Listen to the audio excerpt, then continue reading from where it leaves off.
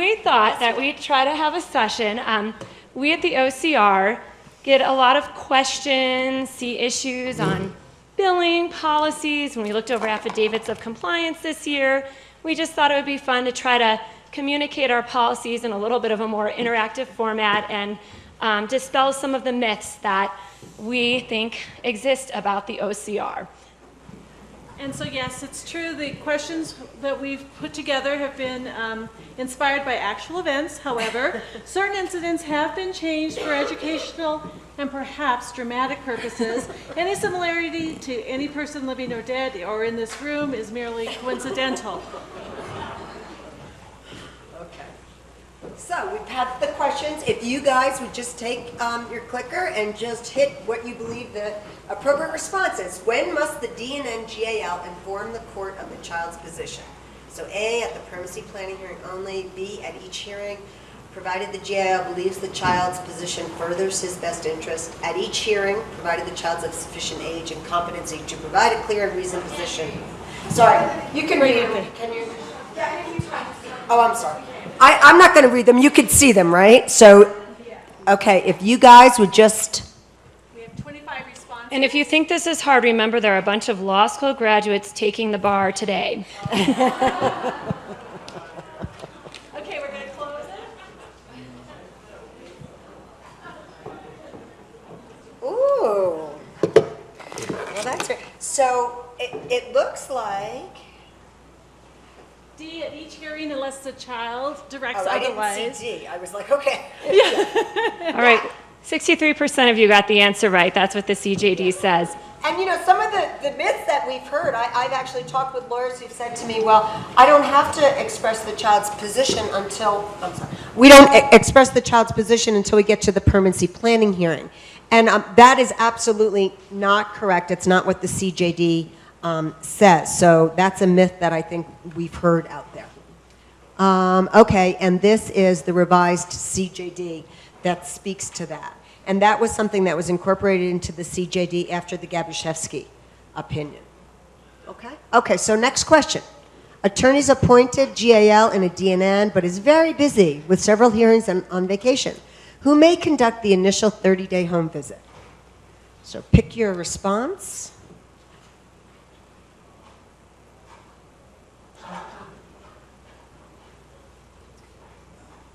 Okay, we're going to close. Ready? How many do we have? 56. Oh, good. Excellent, excellent, excellent. You guys get this, right? So there are those certain requirements under the CJD that are absolutely personal to the guardian ad litem of record, and that, I believe, is the most important one, that the GAL personally has to visit that kid within 30 days of the initial placement. Okay. Okay. How does one calculate whether a child is living more than 100 miles outside of the jurisdiction of the court? By calculating the distance between the placement and... This one is a hard one. It's hard for us, at least. This came up a lot with this year's affidavit of compliance. Right. And I think that most of you are very well aware that, in fact, that's what the CJD speaks to, right? That there's an exception if a child is more than 100 miles away. Okay. Okay. Well, this is interesting responses, and I have to tell you, as Sherry, Dorothy, and I were talking about this, I, frankly, had always thought the answer was A, that it was from the courthouse. But, in fact, I don't believe that we, as an agency, had ever really attempted to define this, and it is something in the CJD. It says 100 miles outside of the jurisdiction. And as we discussed it, it did seem to us that what made the most sense, we want to have as many children seen as possible, as few exceptions as possible. So we're pushing a Practice standard. Yeah, a practice standard, actually, that will ensure that, and that's the one that was D, which is really looking at the closest county line to the child's placement, right? Because we want as many children seen as possible, and we don't want to have those sorts of exceptions, and that's the translation, or interpretation, I guess, that results in that. Anyone have any questions about that? And again, that's something that truly, I don't believe that as an agency we had really ever defined, but we're sort of setting this out as a practice standard. Question? Yeah, I was just wondering, in the 7th Judicial District, is it 100 miles just to get to the county line? We have a couple of lawyers here from the 7th. Where's Mr. Twiddell? Is he still there? No, oh, okay. Which is what the other option that we didn't put up there is outside the actual jurisdictional district boundary. So we did define it limited enough to the county. And if you ever have questions about how to calculate that on MapQuest, Dorothy figured it out. Yeah, give me a call, because you can pull and drag and all those things. Because we didn't want to come up with a policy and not let you be able to use that. So you can figure that out. But again, the message is, please go out and see your kids. Okay, next. Okay, the 100 miles is based on A or B. And this, again, is something that I've heard as I talk to GALs, different ideas about this, okay? Excellent. That 100 miles is really a one-way trip, right? So when we talk about that, if it's an exception, it means that it took you over 100 miles each way to visit that child. Great. Okay. Who may conduct the meeting/observation of the child after a change in placement? Enter your answers.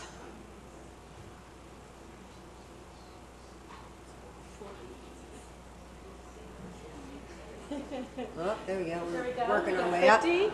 Keep going. Voting's going to close. And the survey says, oh, okay. So this is an interesting answer. So 62% of people believe that it is only the appointed GAL. Okay, and here's the CJD. Okay, so the GAL shall personally meet with and observe the child in each new home or placement. When circumstances make it impracticable for that GAL to visit the child, the GAL may send a properly trained representative to visit the child in placement, but the GAL must follow up with his or her own visit. Okay, and that's the language directly out of the CJD. Okay, so the GAL of record has to see that kid, but you can send somebody else out there properly trained. When must the GAL follow up with their own visit? Everyone get their clickers out. Yeah, there you go. We're going to get, there's another question on that, Mark. How you got? How soon after the placement change must the child be seen? Okay, and that's be seen by anybody. Okay, so you want to enter your answers there. And we're looking for the best answer. Okay.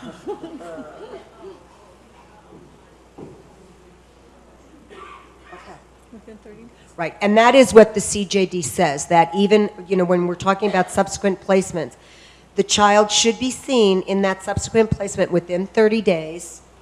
And here we go, right? The GAL shall personally meet with and observe the child as soon as practicable, and this in-placement meeting shall ideally occur no later than 30 days after the child's entry into the new placement. Anybody have any questions about that? And I think for some reason, and I don't know why, there was this myth out there that somehow this was like a 45-day time requirement. I've heard quite a few lawyers mention that to me, but that is not what the CJD requires. Okay, here we go. So here's an exception to the 30-day visit rule. GAL need not visit or interview the child within 30 days of his appointment under which of the following scenarios? Okay. Specialized court cases in which the child family are seen weekly. GAL is taken over for another GAL. GAL who met with and interviewed the child at the initial hearing, or none of the above.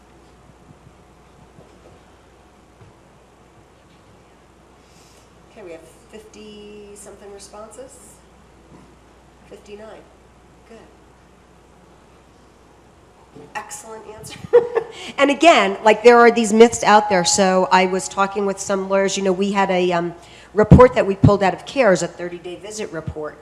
And I was talking to a lawyer who had quite a few cases on that 30-day visit report, and she said to me, well, of course I don't see the kid on those cases, I'm the drug court GAL. And there is no exception if your case is a drug court case and you're seeing the kids in court every day. And the reality is your obligation is to be reporting back to the court, having eyeballed that placement, that it's a safe and appropriate placement for the child. So there really are no exceptions to that. Quite a few people suggested B as the right answer. Lynn, did you want to talk about that at all?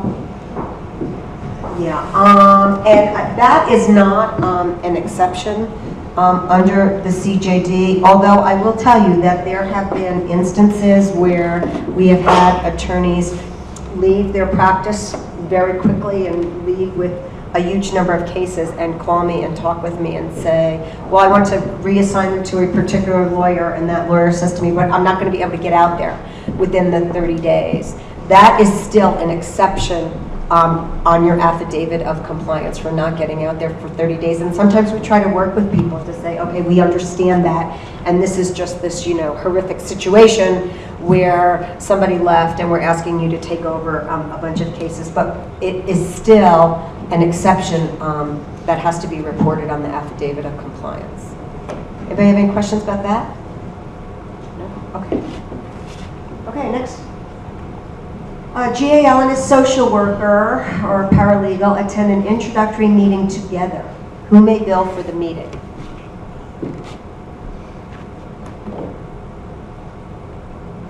And I think by introductory meeting, we're talking about meeting with the child for like the first time. Okay, 61, sure. Huh? Okay, good. And we did institute a policy where we said that for that first meeting, both the attorney and the social worker / paralegal can bill to meet with the child. The idea being that we're hoping that you guys are able to introduce yourself, if you are a team, to the child as a team, so that the young person is understanding who that social worker is and how that social worker works with the attorney. And pre-approval is not required for that. Right. But that's the only time that you're both allowed to bill for the same activity.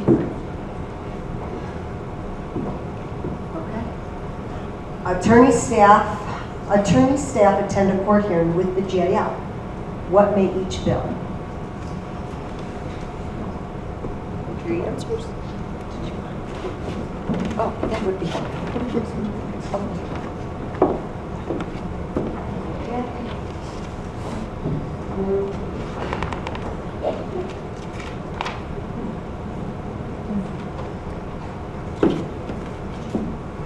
We clearly hit on a myth on this Okay, and I think this goes to the point that Sherry made earlier, right? We really, it's a problem for both the attorney and their staff person to bill for the same activity, okay? So really, the answer is A, it would be the attorney may bill, but their staff, if their staff is just attending the hearing with them just to be there and hear what happens, is really not legit billable time. I will tell you that I have had attorneys call me and have, really strange, extenuating circumstances where they've asked, I really need my staff person to be there for some very specific, finite purpose. And we've talked with them, and in some cases made an exception, but those are rare exceptions. Anyone have any question about that? I mean, the bottom line is, for a staff person to come and just simply sit at a hearing to just observe and hear what's happening, there's a question about how is that furthering the representation of that child. And that's the question we always ask. Yes? What about in a scenario where it's a jury trial? And you have a staff member there to assist you for that? So Well, and I don't see how a staff person is assisting you sitting through a jury trial. Maybe I am not understanding, what would the point of that be? This question comes from someone who's done a lot of commercial litigation. Well, maybe that's my ignorance, just thinking about organization, meeting exhibits, assistance in that kind of way. Perhaps that's not as relevant. Yeah, and I don't think that's as common in our practice, that you would have a staff person sort of almost like a second chair, or just to be there as like your paralegal to be handing you documents or helping mark up exhibits. Yeah, typically we don't do that. And if there's ever a reason where someone feels that that's absolutely necessary because of the complexity of the case or the issue, we would ask that you would contact us so that we could kind of talk through what would be appropriate, but typically we would not approve that. Anybody else have any questions or comments about that? Has that been an issue for people? I haven't seen that or really heard those kinds of requests, so. Okay. Okay, so this next question, here's the fact scenario, and then we're going to follow up with a question. So it's about billing issues.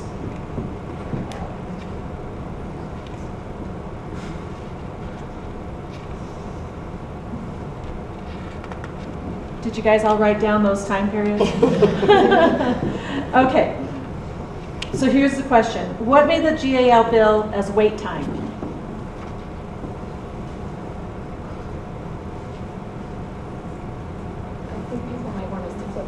Do you want me to flip back? So you can see it. Sorry.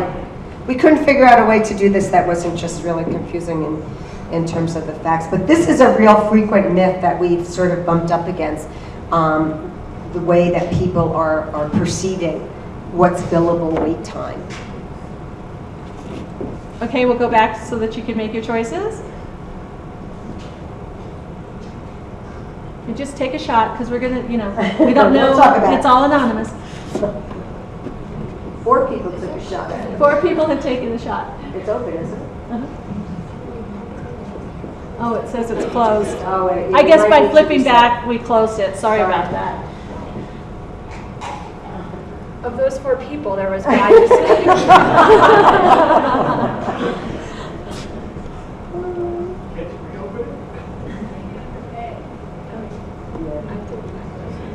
Okay.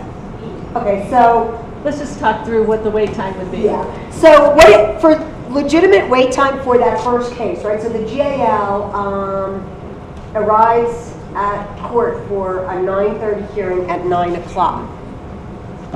Is that billable wait time, 9 to 9:30? No, right? Because it's only wait time if the case is called after the point in time that it had been set.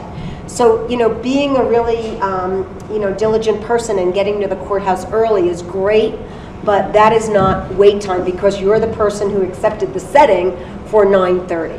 So the wait time clock can't possibly start on that first case until 9:30. And that case ultimately is called at 10. That half hour is legitimate wait time. Anybody have any question about that? Okay. And then the second case, I guess, is set at 10:30, but is then called at 10:45. Again, so the time from the time the first case ends to from 10:15 to 10:30, again, is not billable wait time because the second case had not been set until 10:30. So you don't get to bill for that time that you're sitting in between. And I have had lawyers say to me, well, it's not my fault that, I really wanted the court to set both matters at 9:30. And the court couldn't accommodate that, so they set them at 9:30 and 10:30. And that's really the defining issue in wait time is the time that the case is set and then ultimately when it's called. So the answer, I think, the correct answer was E. Which most people got, right, which is the A and C. Okay, any questions about that? And again, you all know, right, we're really trying to encourage attorneys to use their time wisely. So, bring things with you to court if you know that you suspect you're going to be waiting because of the way your dockets run, to bring other work with you, to be talking to other people you encounter in the courthouse on other matters. You're seeing the workers, you may be seeing probation officers, to do whatever substantive work that you can. Because we really do want to limit the amount of monies that we pay out for just waiting.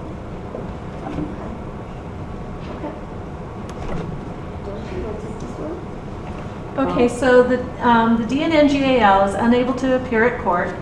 Which of the following must occur in order for another attorney to cover the hearing? So this is the best answer, right? A, the court must approve the substitution. B, substitute attorney must be an associate. The substitute attorney must be on the appointment list, or all of the above. Should all of those things be true? Let's see.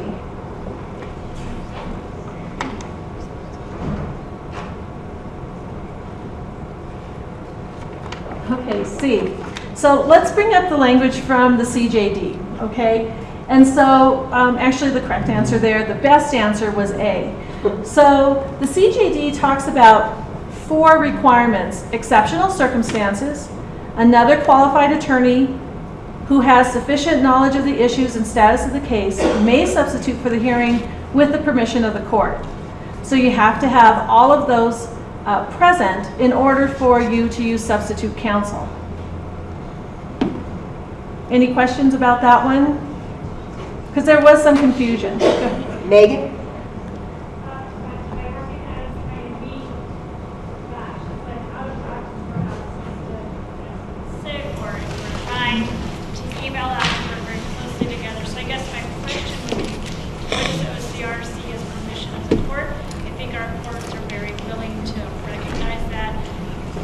They don't have a problem with it, but does this mean that we now have to get prior approval, or how are you seeing that language in actual practice? And I think that's a really good point, Megan, and I think the language of the CJD contemplates knowing that you're not going to be able to attend a hearing that's been set. I don't think it contemplates, oh my God, I'm driving to the courthouse and I get involved in a terrible auto accident and I'm not going to be able to make it, so I call my friend who's also on the list to say, oh my God, can you run over and take care of this for me, or I wake up and I'm ill type of thing. I think this language is contemplating those circumstances where, like, you take a date and you advise the court, I'm not going to be able to make that, I'm on vacation, the court says, too bad, figure it out. And I think we defer to the court to determine what permission means. We do not defer to the court to determine who's qualified. Right.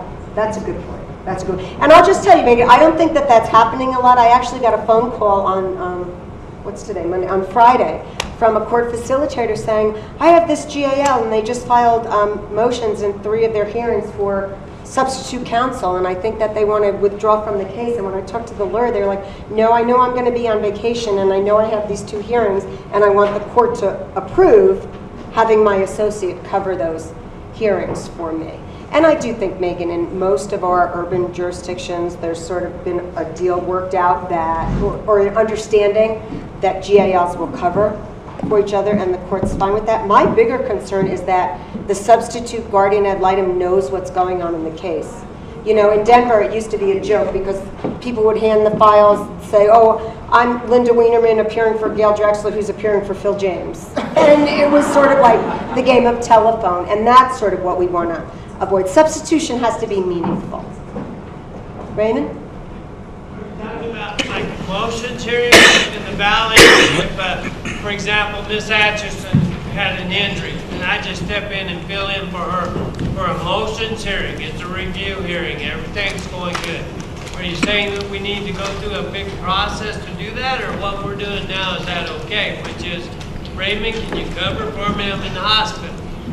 I think what we're saying is that we don't want it to be such of a formalized process so that you can't get your work done. But there should be some sort of record made. So Raymond, you'd stand up and you'd say, I just got this phone call, Your Honor, and I've been filled in on the facts of this case. There's been an emergency and I'm going to fill in. And the court will generally say, fine.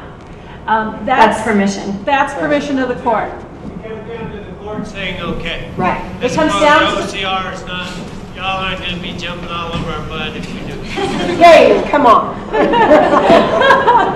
We never do that. Okay, and this is going to have to be our last one since we're at the end of our, we have to do one more after this one. But this is another billing question. And again, in order to get the facts all up here, we had to separate them out. So the attorney, this is a question about travel time. What are you allowed to bill as travel time? So the attorney has a court hearing at 9. At 8, she begins gathering her files, gets into her car at 8:15, leaves her office and arrives at the courthouse parking lot at 8:30. She walks to the courthouse, endures long lines at the security checkpoint, and makes it to the courtroom at 8:45. So you got 8 o'clock gathering your file, 8:15 you're getting into the car, 8:30 you arrive at the courthouse, and at 8:45 you arrive at the courtroom. Okay? So what may the attorney bill as travel time?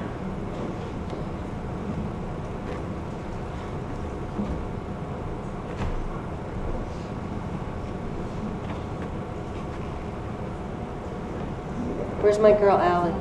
I went to get her, Linda. Allie and I have had some discussions on this issue.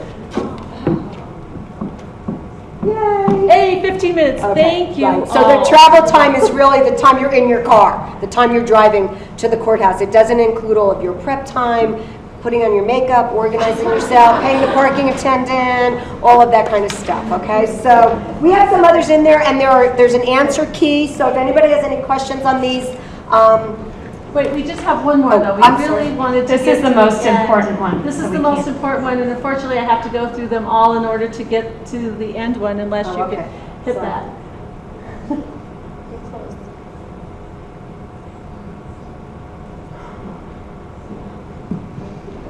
Keep going. Here you go. Where is she? Melanie, Melanie, come on up here. Okay, everybody weigh in on this.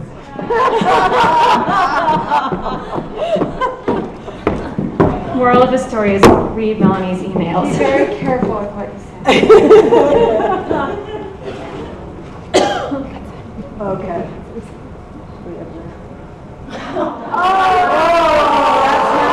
You are lucky this is anonymous. You're very lucky. Now, let's give Melanie a round of applause, please. She works so hard to help everybody all the time. She's so lovely.